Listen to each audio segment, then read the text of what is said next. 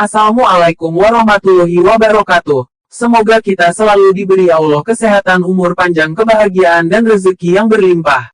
Bahaya tidur pada waktu ini. Allah membenci tidur pada waktu ini. Waktu tidur yang dibenci Allah. Secara tidur berdasarkan sunnah agama Islam telah mengatur segala perkara, termasuk waktu tidur.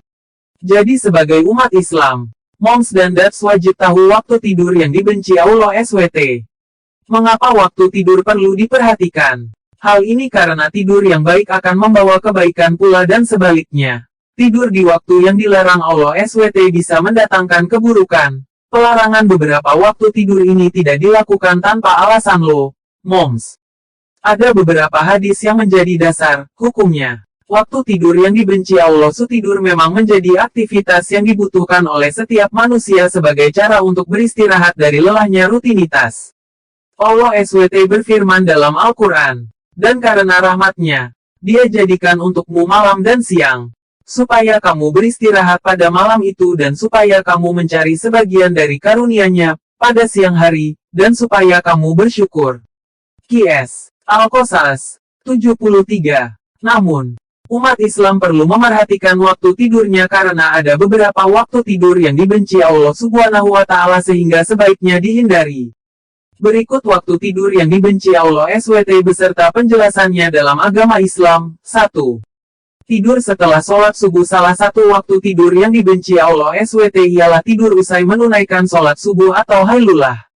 Kata hailulah sendiri diambil dari kata halayahulu haulan yang bermakna mencegah atau menghalangi. Meskipun biasanya waktu pagi hari usai subuh ini terasa nyaman untuk kembali berbaring di tempat tidur, tetapi sebaiknya Anda menghindarinya.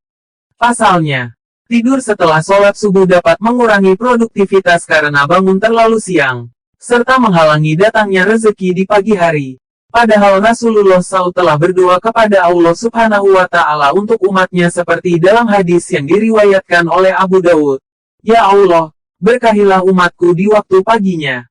Hari.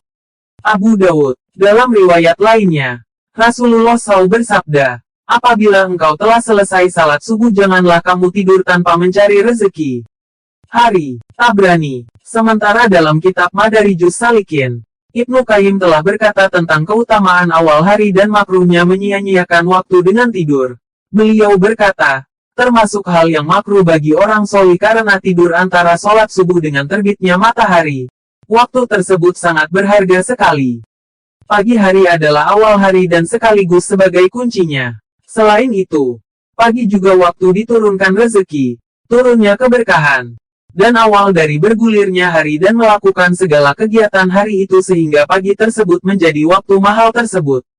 Selain itu, Ibnu Qayyim al-Jauziyah juga menjelaskan, tidur setelah subuh sangat berbahaya bagi badan karena melemahkan dan merusak badan karena sisa-sisa metabolisme yang seharusnya diurai dengan berolahraga, beraktivitas. 2. Tidur setelah sholat asyar menuju maghrib. Waktu tidur yang dibenci Allah Subhanahu wa Ta'ala selanjutnya, yakni tidur selepas sholat asyar atau ailulah. Kata ailulah diambil dari kata ilat, yang bermakna penyakit. Memang benar bahwasanya tidur setelah sholat asyar hingga menuju waktu maghrib dapat menyebabkan beberapa efek buruk bagi kesehatan. Misalnya, menimbulkan penyakit, memicu stres, bahkan membuat seseorang mengalami linglung.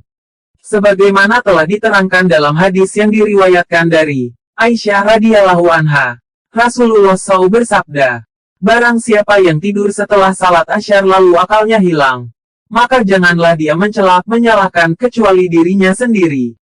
Selain itu, biasanya orang yang tidur pada waktu usai sholat asyar sampai waktu maghrib akan mengalami kelelahan. Jadi, sebaiknya hal ini dihindari karena lebih banyak menyebabkan keburukan.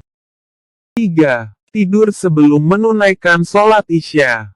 Tidur sebelum melakukan sholat isya juga termasuk dalam waktu tidur yang dibenci Allah Subhanahu wa Ta'ala. Diriwayatkan dari Abu Barzah radhiyallahu anhu, bahwasannya Rasulullah Shallallahu alaihi wasallam membenci tidur sebelum sholat isya, dan mengobrol setelahnya. Hadis riwayat Bukhari dan Muslim. Hal ini karena bisa menyebabkan umat muslim melewatkan sholat isya hingga keesokan harinya. Para muhaditsin atau ahli hadits menerangkan makruhnya tidur sebelum sholat Isya. Oleh sebab itu At-Tirmidzi mengatakan, mayoritas ahli ilmu hadits menyatakan makruh hukumnya tidur sebelum sholat Isya dan mengobrol setelahnya. Dan sebagian ulama lainnya memberi keringanan dalam masalah ini. Abdullah bin Mubarak mengatakan, kebanyakan hadis-hadis Nabi melarangnya. Sebagian ulama membolehkan tidur sebelum sholat Isya khusus di bulan Ramadan saja. Jadi, sesekali mungkin diperbolehkan jika Anda merasa lelah. Tetapi tidur sebelum sholat Isya ini jangan dijadikan kebiasaan, ya.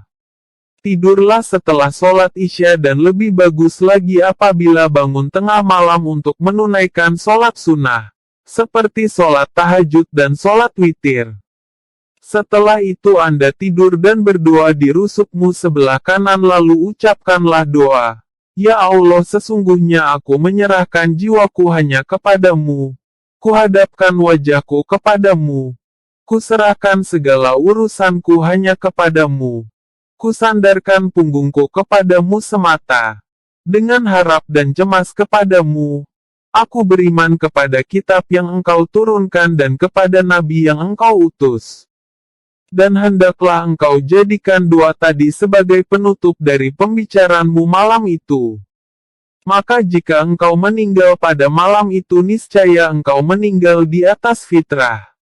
Itu dia beberapa waktu tidur yang dibenci Allah Subhanahu wa Ta'ala. Dan penjelasannya, serta cara tidur yang dianjurkan dalam agama semoga bermanfaat.